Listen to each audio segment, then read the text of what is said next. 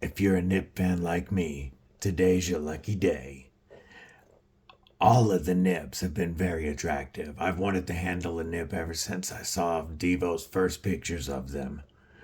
But today, I've got an exclusive nip to show you that you can get your hands on. Stay tuned, nip fans.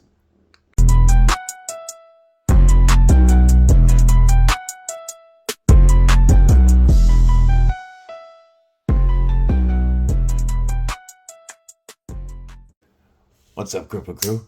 This is EDC with DBD, Disabled but Deadly, and this is the Divo Knives Nip Lite. What did you think I was talking about? Of course I was talking about a knife. This is the Divo Knives Nip Lite, a White Mountain Knives exclusive, and the first Divo knife that I've been able to get hands-on with. Before I tell you a little bit more about it and about Divo knives in general, stab that like button, like you mean it, /subscribe. I'd love to have you here, and you're not going to want to miss all the dope knife and EDC contents I have coming your way. Also, drop a comment below. Let me know what's in your pockets. Not only do I like to know what you're carrying, but interaction with the video really helps push it out to new accounts. All right, enough of that. I've wanted pretty much every Divo knife that has dropped out since the Stout, the first Divo knife. If you follow me, I'm sure you follow Lefty EDC, one of the longest tenured and arguably the best knife YouTube reviewer, well, besides myself, of course, out there. He teamed up with Colin Mason Pierre to form Divo Knives, and their first knife was the Stout. An awesome design, and their design language has always spoke to me. Whenever their knives have come out, though, they've been out of my reach at whenever they've dropped, I just haven't had the funds. And most of their knives are only available on the secondary market now. If you saw their Tall Boy release last week, all retailers were sold out of all variants in less than 30 minutes. So usually they sell out quickly. This White Mountain Knives exclusive is a little bit different in the fact that it's a budget version of a previous Divo knife, the Nip, and it's actually available right now. You could purchase these still. There's still some available, which is surprising to me. This one is not my knife. This does come to me by way of the Lefty Passaround group. So I appreciate getting the chance to at least bring it to you guys and show it. If funds come available before they sell out, I will definitely have to get one of these, because this is an awesome little knife. What we're looking at is an overall length of 5.4 inches and a blade length of 2¼ inches. You've got a 2-inch cutting edge. Your closed length is 3.15 inches, and your handle thickness is 0.47 inches, so just under half an inch. And the whole thing is coming in at only 2.3 ounces. That's crazy light, and that's because of the aluminum scales that are deeply pocketed to fit the inset liners, which are also skeletonized, to get down to that 2.3 inches or ounces. Now, it is only 5.4 inches overall, but with that forward finger choil here, you got a 50-50 choil, half blade and half handle. I actually get a full 4-finger grip on it if I need to. I've got plenty of control, and the jimping hits the base of my thumb, and it's not going anywhere. If I needed to do bigger cuts with this, I could. And being pretty much a straight edge, close enough, it will keep the power of that cut all the way out to the tip. So, and it's going to be able to push through some tougher materials because you've got control of that blade. I'm going to show you some comparisons that give you control like that. If you follow my channel, you know I'm a fan of smaller blades with full handles. Just because it's sometimes when my hands aren't working right, it's easier to work with something smaller that gives me control. And it fits my hand perfectly in that pinch grip, so I can do repetitive cutting without my hand fatiguing for a while. As far as beef jerky avenging grip, if I'm grabbing it, if I want to get a full 4 fingers on it, it means my pinky's going to be in that choil. I can cap off here with my thumb, but it does put my pinky pretty close to that blade. And any slippage, if I get any beef jerky juice, any slippage on there, could be dangerous. Now, if I turn it around for a slashing style jerky avenging grip, then I can lock it into my hand partly with that clip and with my thumb over here, the butt, so that it does stop the heel of my hand shy of that blade. Now, would I want to do it repetitively in beef jerky juice? Probably not, but there's how it fits in the beef jerky Avenger grip. This is your utility work knife. This is a little knife that's going to work for days. They put a deep hollow grind on this 154 cm blade. And of course, you won't be surprised at all to see that your plunge grind starts and ends way back here. So you've got quite a bit of sharpening life on that blade. You know, coming from Lefty and Colin, all those little things were going to be thought of. We do have, of course, ball bearing pivot, and we have flipper and blade hole action.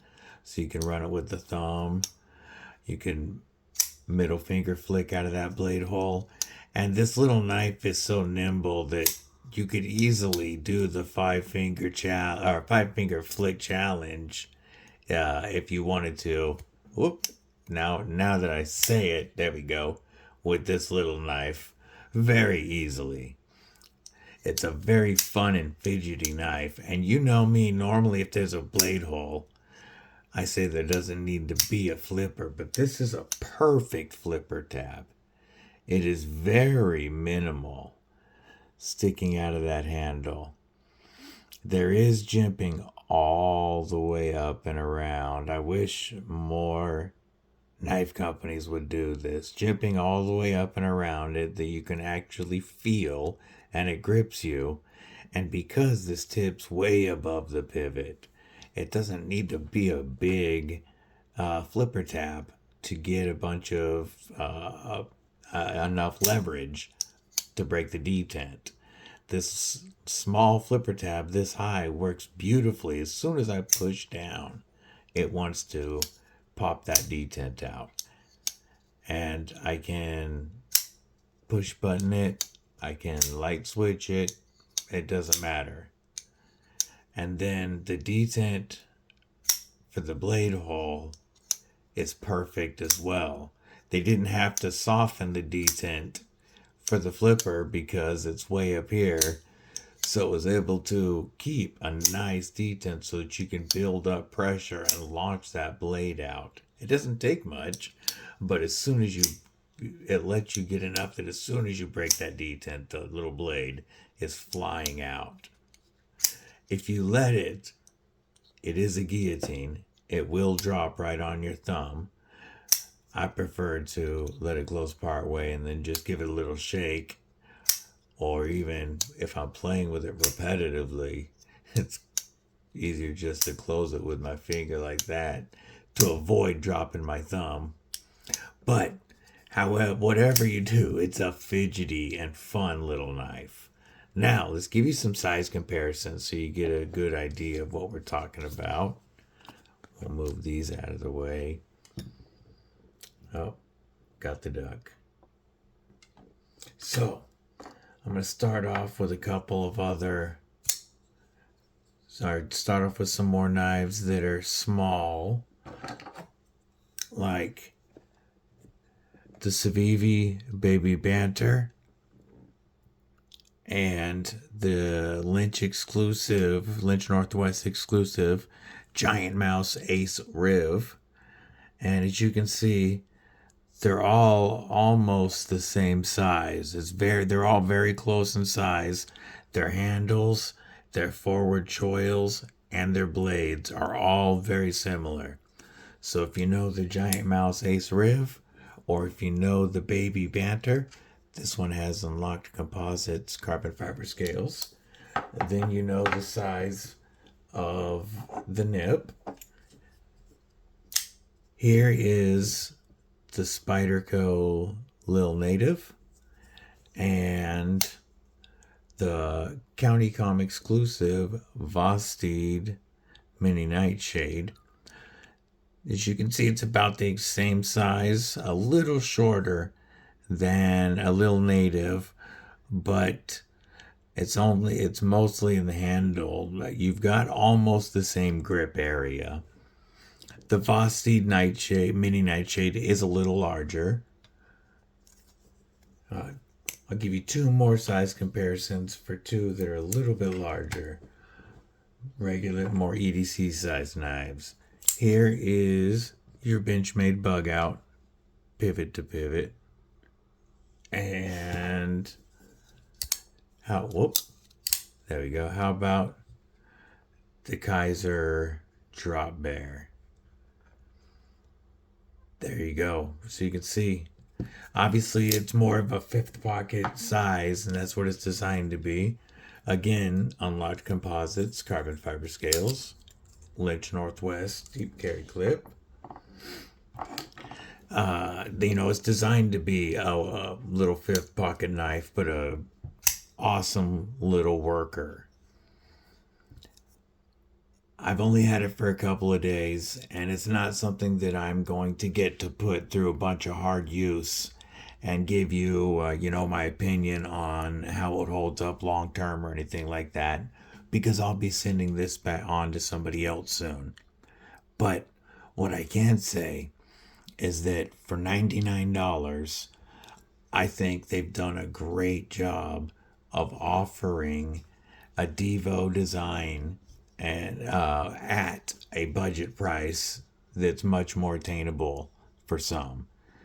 If you use any of your favorite creators codes, Lefty 10 works. I don't have a White Mountain Knives code yet, but Lefty 10 saves you 10%, and you can pick this up for $90. $90 for a Divo Knives and White Mountain Knife exclusive. This will sell out, and then the secondary market will be your only way to get this one, just like most Divo models. So I think that's a pretty fair price. I would definitely recommend picking one up, especially if, like me, you're a fan of smaller knives that you can get a full grip on. Oh, of course, with Kevin being a lefty, I forgot to say, this is tip up reversible clip.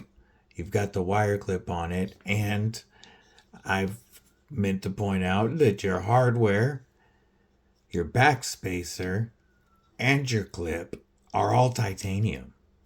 And all hardware is T8. Even your pocket clip screw is T8s. So it's all titanium, all T8s. So you're gonna have much less worry about it stripping. And your wire clip is titanium as well.